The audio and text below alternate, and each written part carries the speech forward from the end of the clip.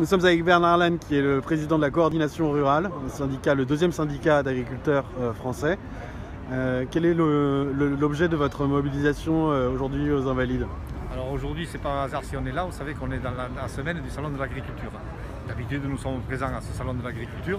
Et là, comme il n'a pas lieu, nous avons décidé de revenir là où il y a un peu d'herbe encore et les pieds sur terre, c'est-à-dire à un extérieur, mais pas loin des politiques, pour communiquer, nous, sur les fermes qui ferment. C'est-à-dire que, en fait, aujourd'hui, vous avez encore une partie de l'agriculture qui va bien. C'est celle qui devrait être au salon, et celle-là, tant mieux. Mais vous avez une grosse partie aussi qui ne va pas bien, et qui, elle, on a 1500 dépôts de bilan par an, et on a aussi encore presque deux suicides par jour, avec des agriculteurs qui vont très mal.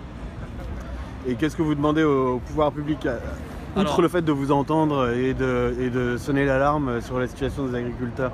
Alors, au pouvoir public, on leur demande quoi? C'est que vous savez qu'on est passé de 1,6 million d'agriculteurs, 1,5 million d'agriculteurs à 400 000, et on va finir à 300 000.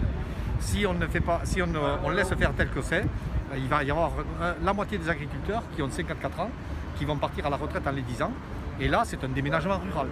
Donc nous, quand on entend parler de souveraineté alimentaire, de sécurité alimentaire, on est revenu vers Emmanuel Macron qu'on a vu vendredi et lui parler notamment des états généraux de l'alimentation, où là, on nous a laissé au milieu du gué, dans cette agriculture qui produit de l'alimentation de masse, et où dedans, on travaille en des coûts de production, en dessous des coûts de production, pardon, et on importe aussi de la matière, et notamment de la matière carnée, des quatre coins du monde, avec des coûts sanitaires et sociaux qui ne sont pas les nôtres.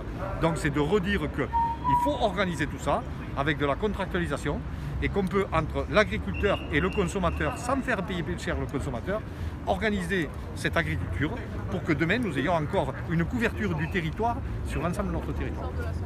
D'accord. Est-ce que vous avez le sentiment d'être pris en tenaille d'un point de vue idéologique peut-être entre les lobbies d'une écologie radicale mais désincarnée si je puis dire et les intérêts de l'industrie agroalimentaire, de la grande distribution et autres qui pèsent dans les décisions du gouvernement quand il s'agit de transcrire les belles paroles? Tout à fait. Quand vous dites qu'on pèse par rapport aux politiques et à l'écologie, Emmanuel Macron, on lui a dit qu'on était les premiers écologistes de France. Si la France, elle est aujourd'hui belle, elle est comme elle est, c'est qu'il y a de l'agriculture partout.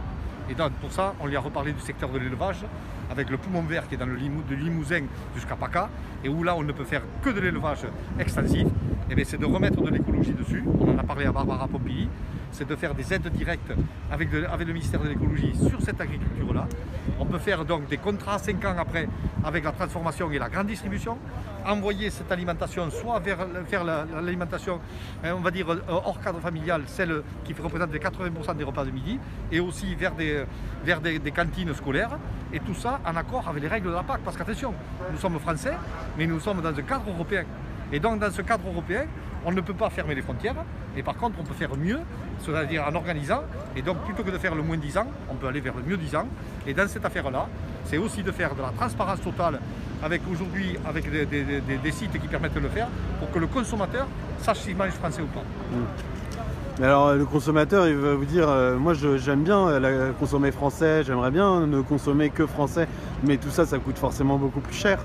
Faux, et archi faux, parce que vous avez vu que le panier de la ménagère a baissé. Nous on ne représente même pas 10% de la matière brute, parce que moi je ne parle pas après, dès que c'est sorti de l'affaire, c'est plus nous. Donc, nous, je le redis, il n'a pas à payer plus cher. Dans tout ça, il y a des marges qui disparaissent. Alors il y a deux niveaux, il y a dans la transformation, et nous là on a emballé devant notre porte, c'est-à-dire avec une certaine coopération qui sont des monstres qui n'appartiennent plus aux agriculteurs. Et après dans la distribution, ou quand j'entends le patron de la Fédération du commerce et de la distribution me dire qu'aujourd'hui, ben oui, vous consommateurs, vous ne voulez pas payer, non, c'est faux. C'est que de toute façon, vous cherchez des prix parce qu'on vous habitue à ça. Mais dans le prix, lui, il garde sa marge et il se sert de moi comme de variable d'ajustement.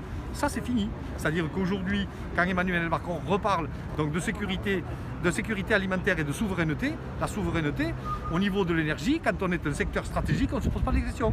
On dit on va le rémunérer à son vrai prix. Et bien, c'est vers ce petit pas qu'il faut faire en avant.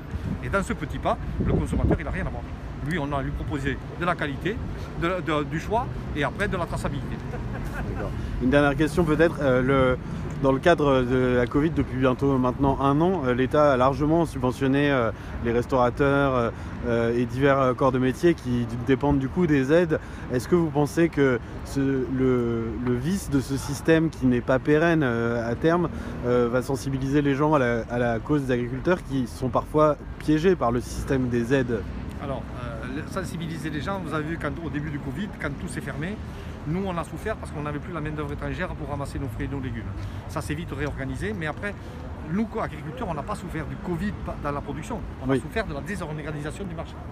On a souffert aussi qu'à un moment donné, quand on a retrouvé un peu nos billes, quand le consommateur n'est plus allé au supermarché et est revenu vers le petit producteur. Mais ça, c'était juste un certain temps. Après, les gens gardent leurs habitudes. Les drives dans les supermarchés ont augmenté parce que c'est une façon de travailler et nous, on n'est pas contre ça. Nous, ce qu'on veut, c'est qu'on retrouve nos petits dans cette histoire-là. C'est-à-dire qu'on reparte d'un principe de prix rémunérateur. C'est quoi? C'est coût de production, salaire de l'agriculteur, rémunération des capitaux. Avec ça, vous avez un coût de production.